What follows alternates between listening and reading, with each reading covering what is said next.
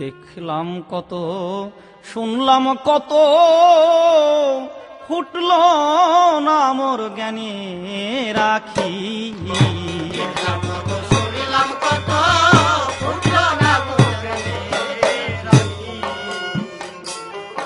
আমি অজ্ঞানন্ধ কপাল মন্দ, অজ্ঞানন্ধ কপাল মন্দ, বুঝলাম না মূল আনন্দ কি।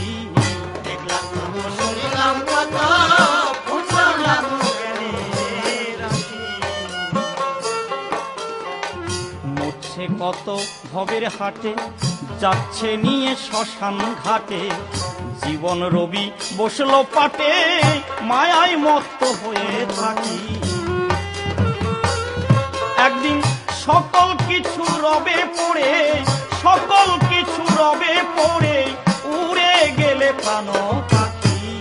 দেখলাম কত, শুনলাম কত, বুঝলাম না তো জ্ঞানে রাখি। মরীচিকায় বাড়ির আসে, হরিণ ছোটে ঊর্ধ্বশ্বাসে, পড়ে মোহ মায়া ফাঁসে, জ্ঞান সূর্য রইল থাকি। আমি কর্ম ফলে মরছি জ্বলে, কর্ম ফলে মরছি জ্বলে, ভুলিয়া সেই কমলাক্ষী। দেখলাম কত, শুনিলাম কত, ফুটল না তো জ্ঞানে রাখি। আপন জনাই পর ভাবিয়া, পরের লাগি জীবন দিয়া, ঘর করিলাম যাদের নিয়া, না বলিয়া দিচ্ছে ফাঁকি। তারা কেউ চাহে নাই আমার দিকে, কেউ চাহে নাই আমার দিকে, সবাই আমায় দিল ফাঁকি। দেখলাম কত, শুনলাম কত, ফুটল না তো জ্ঞানে রাখি। যাদের আমি বলি স্বজন, কেউ করে না কৃষ্ণ ভজন, বুঝলো না কেউ আমার ওজন, নির্জনে তাই বসে থাকি। গুরু অসীম বলে আমার আমি, অসীম বলে আমার আমি, চিনে কবে ধরব পাখি। দেখলাম কত, শুনিলাম কত, ফুটল না তো জ্ঞানে রাখি। প্রণমি হে বিশ্বপতি, তুমি অগতির গতি, তব পদে করি আত্মদান। মায়া জালে কর মুক্ত, তব ভাবে কর যুক্ত, শক্তি যোগাও ওহে শক্তিমান। বন্দনা দিয়ে ছাড়ি এবার কবির পাল্লা ধরি, কল্পনার করি সূত্রপাত। আমি নরেন দত্ত ধরে নাম, দাঁড়াই সভ্য সবাধাম, বিপক্ষে শ্রীরামকৃষ্ণ ঠাকুর সাক্ষাৎ। আমি জানিবার ঈশ্বর তত্ত্ব, আসই সব ভামুন্মত্ত, চরম সত্য করতে উদ্ঘাটন। তাই তো এলাম দক্ষিণেশ্বরে, ঠাকুরকে আজ দর্শন করে, ভক্তিপূর্ণ প্রণাম তারে করিনু অর্পণ। ঠাকুর আমায় ভালোবেসে বসাইয়া তারি পাশে, মৃদু মৃদু হেসে হেসে বলে মম ঠাই, নরেন তোর জন্য আছি বসে, দেখা দিবি কবে এসে, মায়ের কৃপায় অবশেষে পূর্ণ হলো তাই। এবার হবে আলোচনা, শ্রবণ করবেন সুধী জনা, হবে জানা অজানা তত্ত্ব নিষ্কাশন। মানব মনের প্রশ্নগুলি এবার আমি ধব্য তুলি, যাহার দ্বারা বিশ্ববাসীর মঙ্গল হয় সাধন। ঠাকুর তুমি নাকি ঈশ্বরদর্শী, তাই শুনিয়া ছুটে আসি। ঈশ্বরদর্শী মানুষের হয় কি এমন আচরণ, মাটি দিয়ে মূর্তি গড়ে তার চরণে আছো পড়ে, মা মা বলে ডাকো তারে, ঝরাও দুনয়ন। যার সৃষ্টি এই বিশ্বখানা, তার রূপের কি এই নিশানা। অতি যারা নিম্ন মনা, এসব তাদের কীর্তি, খড়কুটার মাটি দিয়ে তার উপরে রং চড়ায়, পাল মশাই দিল গড়ায় তোমার ওই কালী মূর্তি।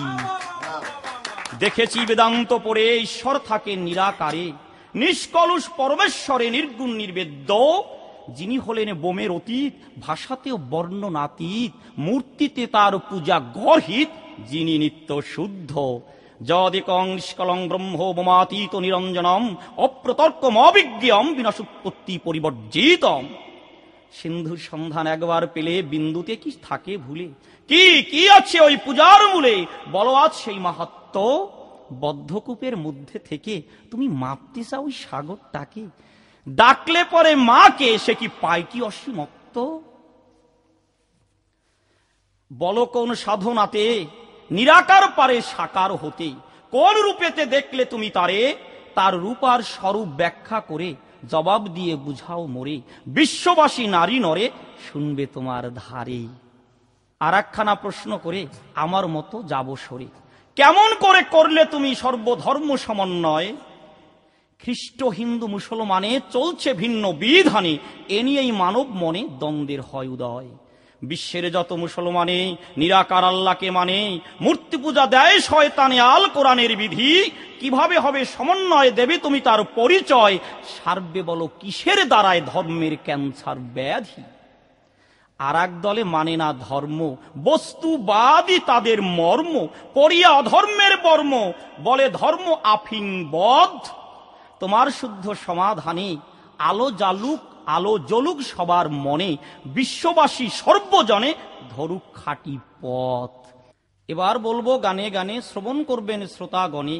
রামকৃষ্ণ ঠাকুরের আগমনে আমরা হব ধন্য। অনেক কথা বলতে গেলে কোনো কথাই ত্রুটি হলে আমি ক্ষমা চাহি চরণ তলে, আমি তাহার জন্য।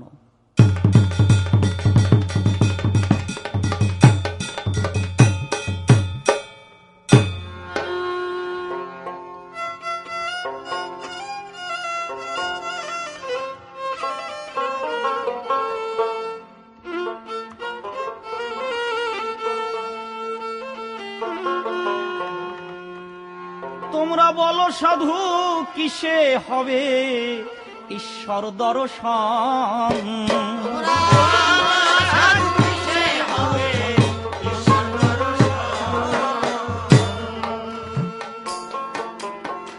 যতদিন না বুঝবে মনে, যতদিন না বুঝবে মনে সর্বভূতে নারায়ণ।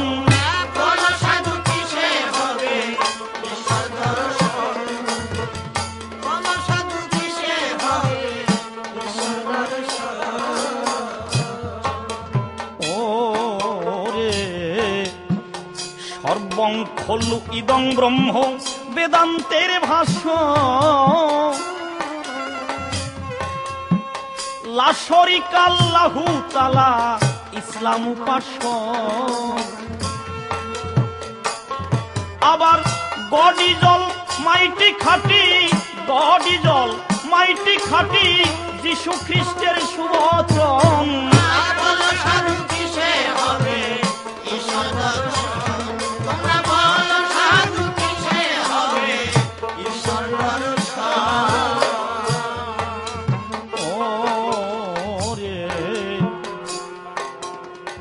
গাছে মাছে লতায় পাতায় মানুষ পশুতে, এক শক্তির বহু প্রকাশ বৃদ্ধ শিশুতে। হায় রে, গাছে মাছে লতায় পাতায় মানুষ পশুতে, এক শক্তির বহু প্রকাশ বৃদ্ধ শিশুতে। কেবল অদ্বৈত জ্ঞানের ইস্যুতে, অদ্বৈত জ্ঞানের ইস্যুতে পূর্ণ হয় দ্বৈত সাধন।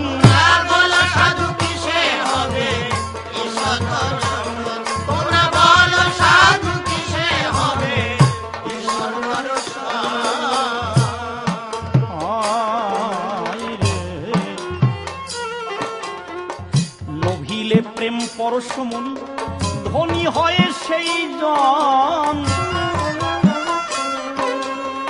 সিংহ ব্যাঘ্র সর্পশনে করে আলিঙ্গন।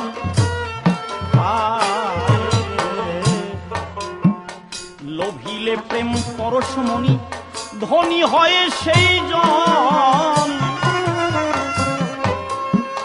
সিংহ ব্যাঘ্র সর্পশনে করে আলিঙ্গন। আবার হিংসা শূন্য হলে জীবন, হিংসা শূন্য হলে জীবন, এ বিশ্ব তার হয় আপন।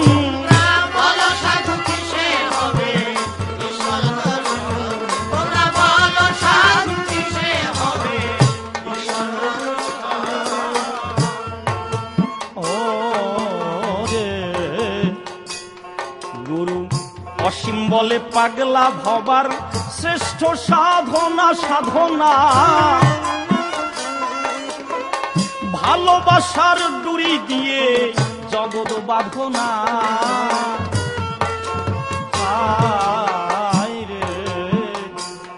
গুরু অসীম বলে পাগলা ভবা শ্রেষ্ঠ সাধনা। ভালোবাসার ডুরি দিয়ে জগৎ বাঁধো না, নইলে বৃথা হবে ধ্যান ধারণা, বৃথা হবে ধ্যান ধারণা। রোজা পূজার আয়োজন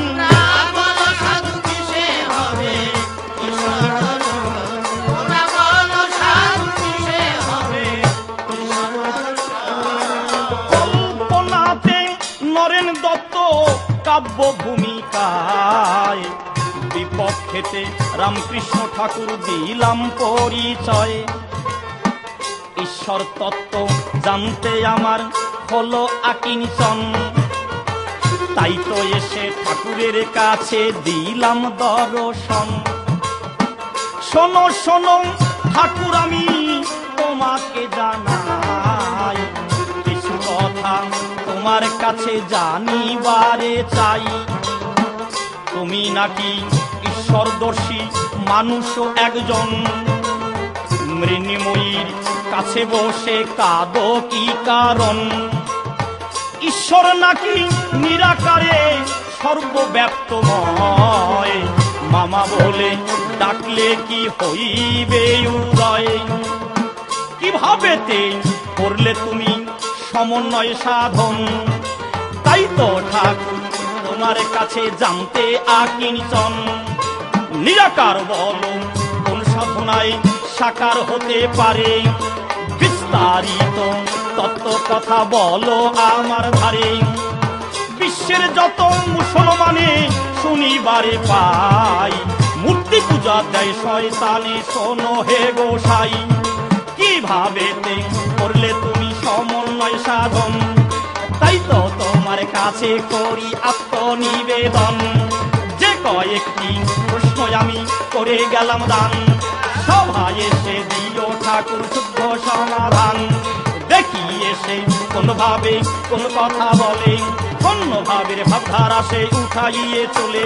সিন্ধুর সন্ধান একবার পেলে বিন্দু থেকেই ভুলে, পরিষ্কার করে বলো তুমি আছে কি পূজার মূলে? তাই তো তোমার কাছে আমি জানিবারে চাই, বেশি কথা বলবো না ছেড়ে দিতে চাই। অনেক ভাবে অনেক কথা বলতে গেলে পরে অনেক ভুল ত্রুটি তাই হয়ে যেতে পারে। সকলের কাছে করি আত্মনিবেদন, আমার ভুল ত্রুটি আপনারা করিবেন মার্জন।